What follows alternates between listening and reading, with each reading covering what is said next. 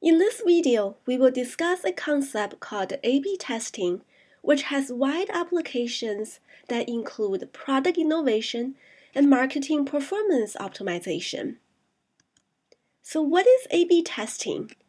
It's an experimentation method for measuring the effect of a new treatment by comparing it to a randomized control with respect to the success metric. When designing an A/B test, it's important to ensure that the assignment of subjects into treatment versus control groups is done randomly. It's also important to choose a success metric that is suitable for the effect being measured. Let's take a look at the sampling process for A/B testing. Suppose this is the population of users for your product. You would like to understand the effect of changing a specific feature in the product. Now, through randomized sampling, you can split the population into a treatment group and a control group. The treatment group will experience a newer version of the feature, while the control group continues to experience the older version of the feature. Because of random sampling, the treatment and control groups start off being statistically equivalent, and the difference in the behaviors between these groups during the test can be attributed to the change in the product feature.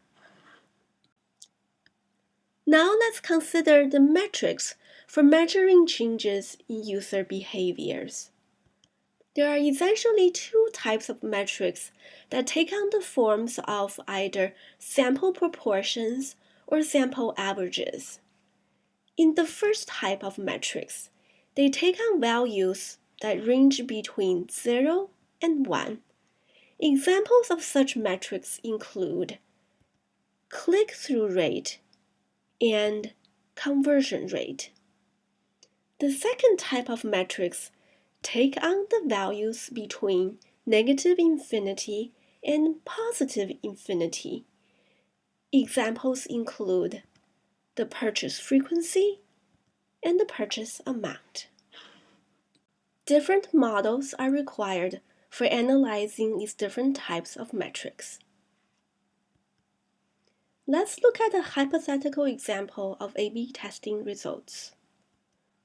Suppose we have a success metric that belongs to the category of sample averages.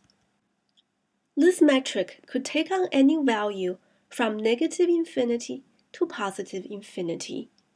Each value has a different probability of occurrence, and that probability largely depends on the treatment condition. For the control group, the probabilities are plotted along the red curve. The range of values that fall under the peak of this curve are more likely to occur than values that fall at the tails of this curve. The actual result of the control group is marked by the red letter X. Similarly, we can plot the probability curve of the treatment group in green. Notice that the peak of the green curve is shifted to the right, indicating that the treatment group is likely to take on a higher value of the success metric. The actual result of the treatment group is marked by the green letter X. Please keep in mind that the probability curves are theoretical quantities which cannot be observed. So the only observations we have are the red X and the green X. The analysis of A/B testing results involves comparing the values of the success metric between the treatment group and the control group. One can assess whether the observed difference is real or due to random chance by applying statistical testing. This wraps our introduction to A/B testing. Other related topics include hypothesis testing, confidence interval, statistical significance and p-value, statistical power and sample size, design of experiments, which we'll discuss in future videos. Thank you for watching. See you next time.